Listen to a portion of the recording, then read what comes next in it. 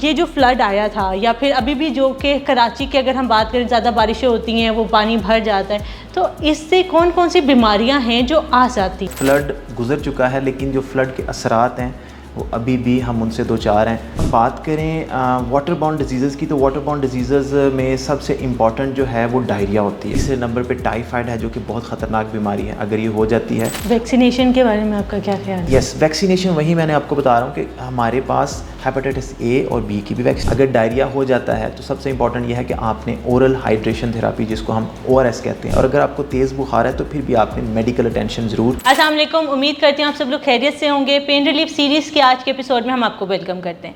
आज जो टॉपिक हम आपके साथ लेकर आए हैं, जिसको हम डिस्कस करने जा रहे हैं, वो है वाटर बॉर्न डिजीज़। अब आप लोग ये सोच रहे होंगे ये वाटर बॉर्न डिजीज़ क्या हैं और ये इसके बारे में क्यों बात करें, क्योंकि कुछ हाल ही में ही, थोड़े टाइम पहले ही हम फ्लड की मुश्किलात से गुजरें और अभी भी कुछ ऐसे इलाके हैं जहाँ पे ये मुश्किलात आ रही हैं। अभी बारिशें थोड़ी सी ज़्यादा होंगी, ये चीज़ें दोबारा रिपीट होने वाली हैं। ये नहीं था कि वो एक चीज़ आई थी, चली गई, अब दोबारा होगी नहीं, हमें नहीं पता। It could happen in months, और यह सालों साल भी नहीं हो सकता। लेकिन अगर ये दोबारा ऐसे हालात पेश आते हैं तो हमने अपना बचाव कैसे करना है, किसी डॉक्टर्स के थ्रू अगर हमें ये मैसेज मिलता है और इस सवालों के जवाब मिलते हैं, अवेयरनेस मिलती है जो कि ऑथेंटिक है, तो उसको जानने में हमारा ही फ़ायदा है कि कल को ज़िंदगी के किसी कोने में हमारा ब्रेन खोलता है, कहते हैं हाँ उस टाइम पे मैंने ये बात सुनी थी, डॉक्टर ने यही कहा था, तो हमें इसके ऊपर अमल करना चाहिए। तो इस अहम टॉपिक को मद्देनज़र रखते हुए हमें ज्वाइन किया डॉक्टर उमैर ने। डॉक्टर उमैर पंजाब कार्डियोलॉजी के बहुत अहम कार्डियोलॉजिस्ट हैं। डॉक्टर उमैर, आपने बहुत ज़्यादा जो है, मैं आपकी सोशल मीडिया से भी वाकिफ़ हूँ, आप बहुत एक्टिवली पार्टिसिपेट करते हैं अवेयरनेस में, हार्ट प्रॉब्लम्स में। अवेयरनेस का कंटेंट आपके पास बहुत ज़्यादा है और आप एक डिफरेंस माशरे में लाना चाहते हैं। तो आपने ये जो फ्लड आया था या फिर अभी भी जो कि कराची की अगर हम बात करें, ज़्यादा बारिशें होती हैं, वो पानी भर जाता है, तो इससे कौन कौन सी बीमारियां हैं जो आ जाती हैं या आ सकती हैं? Thank you very much mister ROUGE. First of all thank you for calling me here on this topic, because flood गुजर चुका है, लेकिन जो फ्लड के असरात हैं वो अभी भी हम उनसे दो चार हैं। अगर हम बात करें कराची की, तो कराची में डेफिनेटली जब थोड़ी सी भी बारिश ज़्यादा हो जाती है तो वहाँ पे पानी खड़ा हो जाता है, और पानी के साथ साथ जो पानी वाली बीमारियाँ होती हैं वो बहुत ज़्यादा हो जाती हैं। अगर हम रिसेंटली बात करें लाहौर के अंदर, फिर अब लोअर पंजाब के अंदर, अलीपुर के अंदर, ये ऐसे एरिया था जहाँ पे अभी भी लोग दो चार हैं इन मुश्किलात से। तो बेसिकली वाटर बॉर्न डिजीज़ हैं क्या, फ्लड है क्या, फ्लड का पानी क्या है, ये बहुत इंपॉर्टेंट है जानना कि फ्लड है बेसिकली पानी मिक्स होता है, जो हमारा सीवेज होता है, जो कूड़ा क्रिकेट होता है, जो हमने फेंका होता है, वो साथ में केमिकल्स होते हैं, जो फैक्ट्रीज़ के जो मवाद होता है, वो ये सारी चीज़ें मिल के फ्लड का पानी बनाते हैं। और ये फ्लड का पानी ब्रीडिंग ग्राउंड के तौर पे एक्ट करता है बहुत सारी बीमारियों के लिए, जिनमें बहुत सारी बैक्टीरियल बीमारियां होती हैं, बहुत सारी वायरल बीमारियां होती हैं, और बहुत सारी बीमारियां सिर्फ पानी पीने से हो जाती हैं। तो ये ऐसी वबा है जिससे बचना और जिसके बारे में हमें जानना बहुत ज़रूरी है।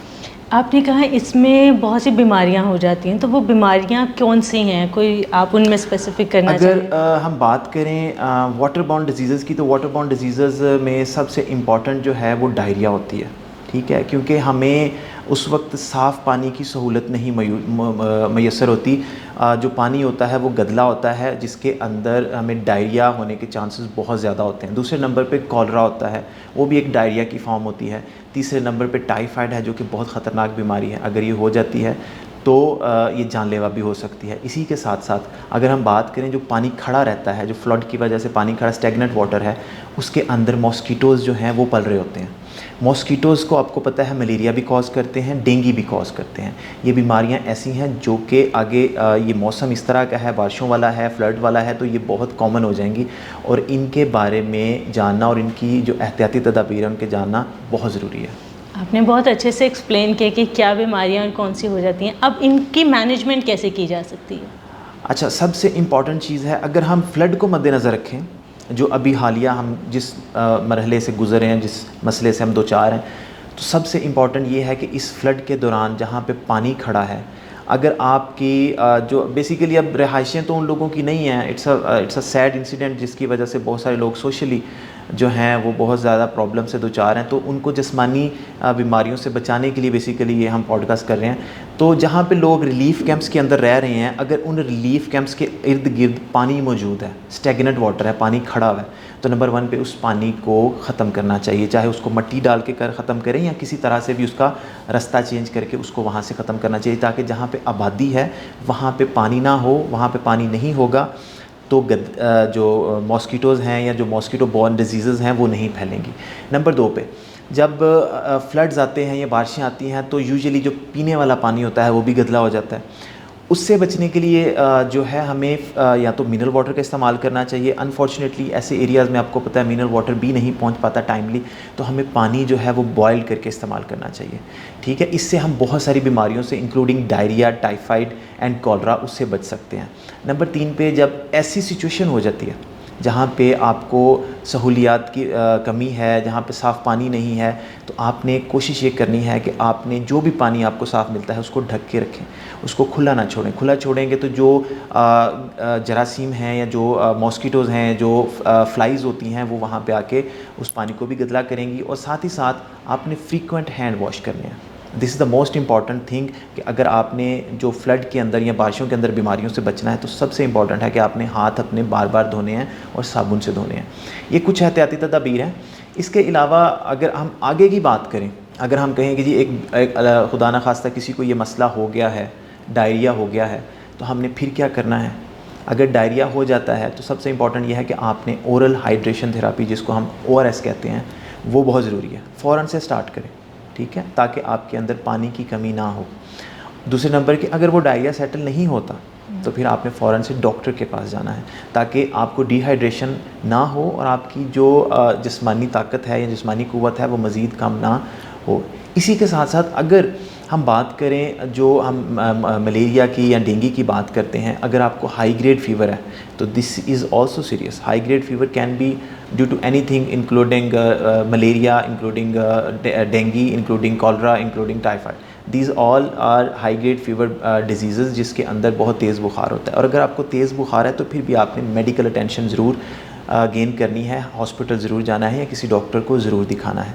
ये चंद चीज़ें हैं जो कि इस सारे सिनेरियो से रिलेटेड हैं और इनके बारे में जानना और इनके बारे में अमल करना बहुत ज़रूरी है। डॉक्टर, मैंने आपने बहुत अच्छे से एक्सप्लेन किया। अब मैं आपसे एक सवाल करूंगी कि जो इस वक्त ख़वातीन और मर्द हज़रात हैं या बच्चे हैं, फैमिलीज़ हैं, जो इन हालात में स्टक हैं, आप उनको क्या एडवाइस करेंगे कि वो अब कैसे इन हालात को कोप अप करें?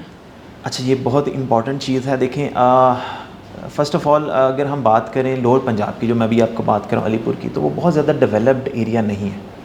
तो जहाँ पे डेवलप्ड एरिया नहीं होता ना, वहाँ पे सोशल मीडिया भी बहुत ज़्यादा एडवांस या अप्रोच बहुत कम होती है, तो लोगों को शऊर उन चीज़ों का नहीं होता जो कि एक बड़े शहर के अंदर होता है। नंबर 1 पे अगर ऐसी सिचुएशन किसी ऐसे एरिया में हो जाती, किसी भी एरिया में हो जाती है, तो लाहौर में भी हो जाती है, तो नंबर 1 पे इन सारी बीमारियों की वैक्सीन मौजूद है, ठीक है।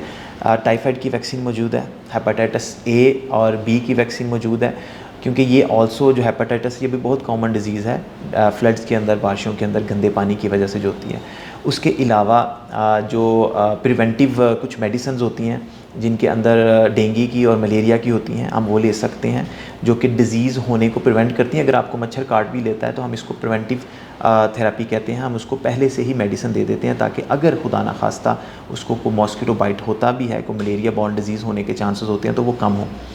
ये कुछ मेडिकली एहतियाती तदाबीर हैं जो बहुत ज़रूरी हैं। वैक्सीनेशन के बारे में आपका क्या ख्याल है? यस, वैक्सीनेशन वही मैंने आपको बता रहा हूँ कि हमारे पास हेपेटाइटिस A और B की भी वैक्सीनेशन मौजूद है, टाइफाइड की भी वैक्सीनेशन मौजूद है, और इसके अलावा जो कॉलरा है उसकी भी वैक्सीनेशन मौजूद है। ये सारी बीमारियां ऐसी हैं जिनको हम रोक सकते हैं, और अगर आपके सिनेरियो में आपके इर्द गिर्द ऐसी चीज़ें मौजूद हैं तो इनको फ़ौरन से हमें करवाना चाहिए। स्पेशली एक और जो इम्पॉर्टेंट चीज़ थी मैं बताना भूल गया, वो ये थी कि फ़्लड की वजह से पानी खड़ा होता है, आपको नहीं पता कि आप कहाँ से गुज़र रहे हैं, आपने नंगे पाँव नहीं गुजरना होता, स्पेशली पानी के अंदर से। अगर खुदा ना खास्ता आप नंगे पाँव गुजरेंगे तो आपको कट लग सकता है, ज़ख़म बन सकता है, उस ज़ख़म की वजह से टेटनस हो सकता है, ये बहुत कॉमन होता है, और टेटनस की जो वैक्सीनेशन है वो भी मौजूद है, ठीक है। तो अगर आप ऐसे सिनेरियो में हैं, अगेन फ़्लड की सूरत में हैं, बारिशों की सूरत में हैं, पानी खड़ा हुआ है, तो ये सारी वैक्सीनेशन ज़रूर करवाएं, ये आपकी जान बचा सकती हैं।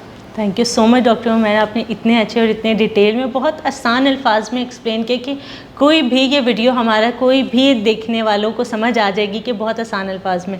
Thank you so much. मैं उम्मीद करती हूँ कि ये वीडियो हमारे नाजरीन के लिए फ़ायदेमंद साबित होगी। कोई क्वेश्चन आप कमेंट में पूछ सकते हैं।